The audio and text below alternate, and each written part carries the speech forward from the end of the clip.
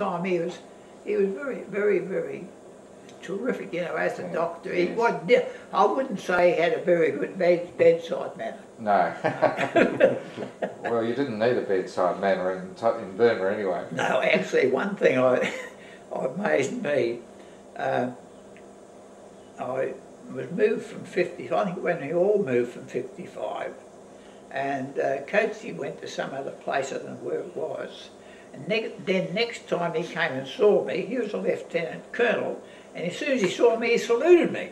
And I thought, what the heck do I do? He saluted a private. Yeah, full salute, yeah. Did you ever see him dealing with the Japs? Oh, he used to stand up against them. Did you actually witness it yourself though? Not really, no.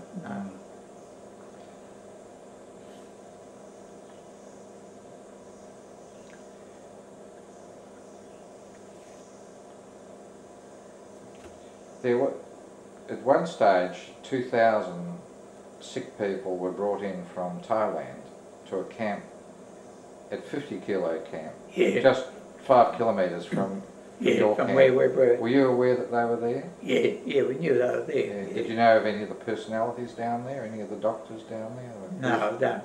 Bruce Hunt or? No.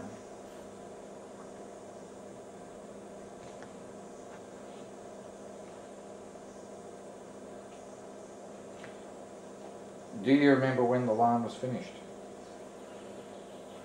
Yeah, but I don't know what date it was. No, I'm not expecting Oh yeah, definitely. We had well, the Japs got us all together and in our section in the Burma end, and they made us all bow down to we were all standing up and gave us a great long speech about how good we were and all the rest of it, and then it was just before sunrise, and of course the Japs every day at sunrise, all the soldiers had to bow to the sun because the emperor was a son of the sun. That was their religion, and we were supposed to bow at the sunrise too. All this group, and our officer said, "Well, you bow if you like, but it doesn't say. I don't know what you might say though." And you had to be careful that you had to bow a little bit, otherwise they'd have bashed you. Did you see the first train go through, going north? Well, I saw trains go through, I don't know whether the first one. Well, do you recall what they were carrying when they went through going north? Oh, a lot of soldiers and army equipment like guns and things like that. Yeah. And did you see any of the returning trains? What were when they were going back to Thailand? Yeah, there were, mostly what they brought back was the wounded. Yes. And of course they had no facilities. The wounded was there, and some of our chaps in one area where the trainers stopped, they were sorry about these wounded Japs, no doubt, and they started to give them a drink of water, and the guards on the line bashed our blokes up for giving them a drink of water.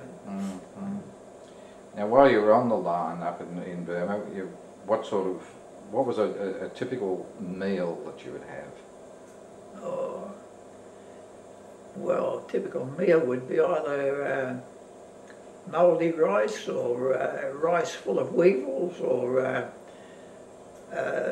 full of, they used the rice on us that they used to use in the ballast in ships, and that had a lot of lime in it to keep from going mouldy on the ships. And you'd be eating a bit of that, and all of a sudden you get crushed on a bit of lime and things like that. And then some of our doctors, or they used to get, well, not the doctors, but the cooks, they went in the jungle and got some grass, and that's what we used for stew. And if now and again, if 1,000 men went out to work in a camp, they would let us kill one bullock for the ration, but the bullock was that big that one of our chaps, even though he was pretty weak, he was able to carry one bullock across his shoulders down to the cookhouse, and that was a ration for 1,000 men. And of course, if if a man didn't go out to work, like if there 500 didn't go out to work and 1,000 did, the Jap said, if they're too sick to work, they're too sick to eat. So therefore, you didn't get rations for those 500. So the 1,000 ration had to go to the 500 as well. No, it was very, very, very meagre, and a handful of rice would go you, well, be more than a day's ration. And were you barefoot all this time? Yes, I had a pair of old boots with me, but they weren't serviceable. I started having bare feet at Mergui when I started taking my boots off, and from then on I got tired hard, and you could walk over ballast or anything else and you wouldn't feel it. And your clothing, what were you down to with clothing? Well, I got a piece of tent in Singapore, and a tent or tent fly, and that was my good clothes all the rest of the way through. What, you cut it up? And just cut it up as a lap. Yeah. Yeah. And you never made a shirt or anything like that out of it? No, well, I just had enough for a lap, that's all. And the blanket I had was was one I'd got picked up at one of the houses we're in, or went into in Singapore before the death. And you managed to keep that the whole time? And that we kept that the whole time. It was more of a travelling rope, and you lied on that or slept underneath it on the bamboo or something. And what did you do about bathing? Well, everybody was the same boat, no doubt, so everybody couldn't smell. No, not always, but we did station near a creek, the camp, because of water supply, but it wasn't very often we got a wash. And I can't. Well, I know one stage the Japs used to take us out a couple of miles out in the jungle to a bit of a creek affair there to get us to splash around. But that was only very occasional, you know. And at 55 kilo camp, what was your water supply for that camp?